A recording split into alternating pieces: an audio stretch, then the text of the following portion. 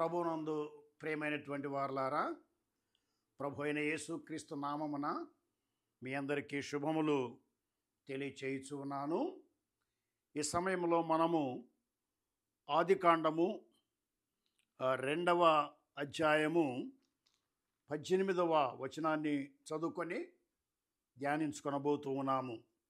ఆదికాండము 2వ అధ్యాయము 18వ వచనము. మరియు దేవుడైన యెహోవా, నరుడు ఒంటరిగా నుంట మంచిది కాదు, వానికి సాటి అయిన సహాయమును వాని కొరకు చేయుదు ననుకొనెను. ప్రియమైనటువంటి వారలారా, ఆదికాండము 1వ అధ్యాయము 2వ అధ్యాయము మనకు బాగా పరిచయమైనటువంటి రెండు ప్రత్యేకమైనటువంటి అధ్యాయాలు. ఈ రెండు అధ్యాయాల్లో దేవుడు సృష్టిని కలుగు చేయటము, ఆ తర్వాత 6వ దినాన మానవుణ్ణి కలుగు చేయటాన్ని మనము చూస్తూ ఉన్నాము. దేవుడు మానవులను ఎందుకు కలుగజేశాడు అనేటువంటి విషయాన్ని గురించి, దేవుడు మానవులను ఎందుకు కలుగజేశాడు అనేటువంటి విషయాన్ని గురించి మనము ఆలోచించుకొనబోతూ ఉన్నాము.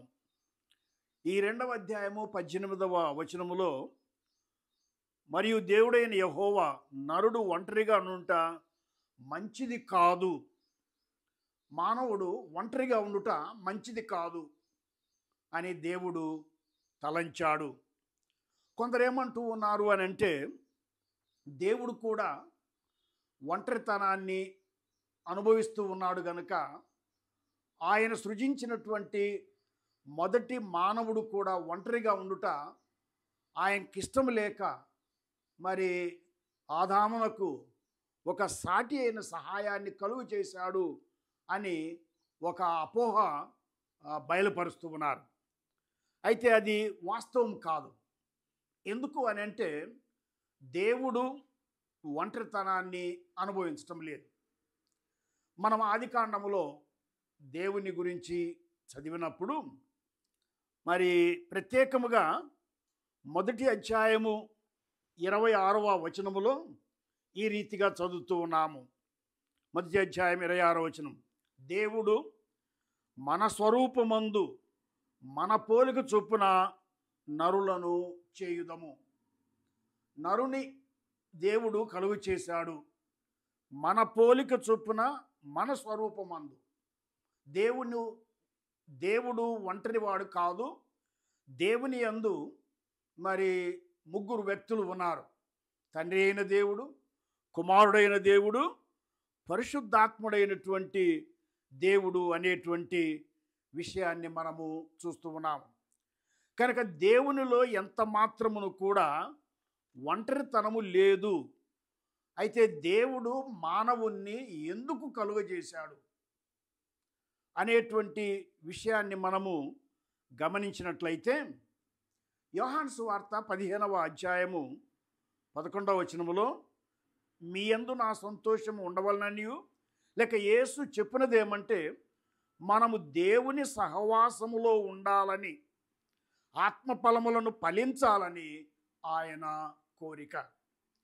దేవుడు మానవుణ్ణి ఎందుకు కలుగ చేశాడు అని అంటే, కలుగ చేయబడినటువంటి మానవుడు దేవుని యొక్క సహవాసములో ఉండాలని, దేవుని మహిమ కొరకు జీవించాలని, ఆయన గుణలక్షణాలను మరి ఈ భూలోకములో మరి చూపించాలని ఆయన కోరిక ఏమిటి అని అంటే, మనము ఆయన ప్రతినిధులముగా ఆయన లక్షణాలను మిగతా సృష్టి అంతటికి బయలుపరచవలసినటువంటి రీతిగా దేవుడు మానవుని సృజించి ఉన్నాడు. 1647లో ఇంగ్లీష్ రిఫార్మర్స్ ఒక క్యాటకిజాన్ని తయారు చేశారు. అది వెస్ట్మినిస్టర్ క్యాటకిజం అని అంటారు. ఆ వెస్ట్మినిస్టర్ క్యాటకిజంలో 107 ప్రశ్నలు ఉన్నాయి. ఆ 107 ప్రశ్నల్లో మొట్టమొదటి ప్రశ్న ఏంటంటే, మానవులందరికీ ప్రధానమైనటువంటి విధి ఏమిటి? What is the chief end of man? దానికి జవాబు ఏమిటంటే టు గ్లోరిఫై గాడ్, దేవుణ్ణి మహిమపరచుట, ఆయన సహవాసములో ఉండుట, ఆయన యందు మరి సంతోషము కలిగి ఉండుట. కనుక దేవుడు మానవుణ్ణి ఎందుకు కలుగజేశాడు అని అంటే మరి దేవుని యొక్క మహిమ కొరకు కలుగజేశాడు. రోమా పత్రిక 11వ అధ్యాయము 36వ వచనము, ఆయన మూలమునను ఆయన ద్వారాను ఆయన నిమిత్తమును సమస్తమును కలిగి ఉన్నవి, యుగముల వరకు ఆయనకు మహిమ కలుగును గాక. దేవుడు కలుగ చేసినటువంటి సృష్టి అంతటి ద్వారా, మానవుని ద్వారా మరి దేవునికి మహిమ కలగాల అనేటువంటిది దేవుని యొక్క ఉద్దేశమై ఉన్నది. మొదటి దినవృత్తాంతముల గ్రంథము 11:29లో ఆయనకు చెందవలసిన మహిమను ఆయనకు చెల్లించుడి.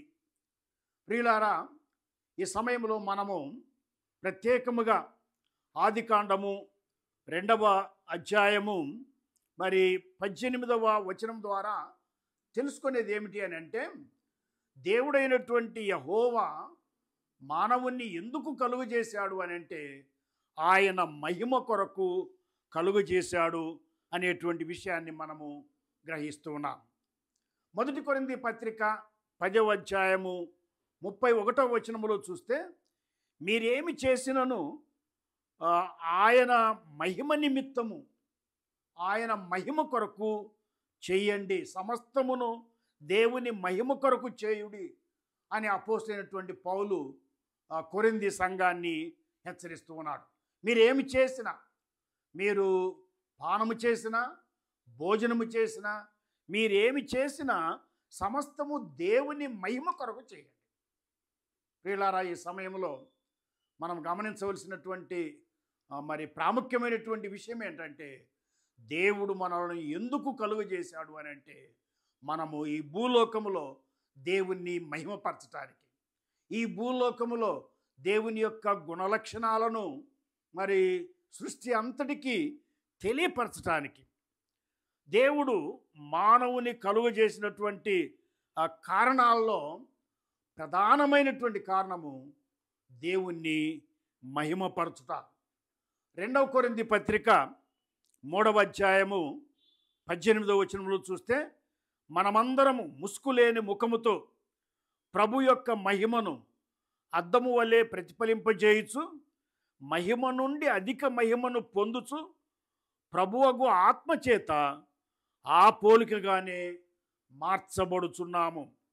మనమందరము కూడా ఈ భూలోకములో ఉన్నంత కాలము దేవుని యొక్క మహిమను మనము చూపించాలి, దేవుని మహిమ కొరకు జీవించాలి, దేవునితో సహవాసము కలిగి జీవించాలి అనేటువంటి విషయాన్ని మనము అర్థం చేసుకుంటూ ఉన్నాం. కనుక ఈ సమయంలో ఈ సందేశాన్ని మనము ముగించుకొనక ముందు మరోసారి గుర్తు చేసేది ఏంటంటే, దేవుడు మానవుణ్ణి కలుగజేశాడు. ఎలా కలుగజేశాడు అని అంటే ఆయన పోలిక చొప్పున, ఆయన స్వరూపములో మానవులందరినీ కూడా కలుగజేశాడు. ఎందుకు కలుగజేశాడు అని అంటే ఆయన ఒంటరిగా ఉన్నాడని కాదు, దేవుడు ఒంటరివాడు కాదు.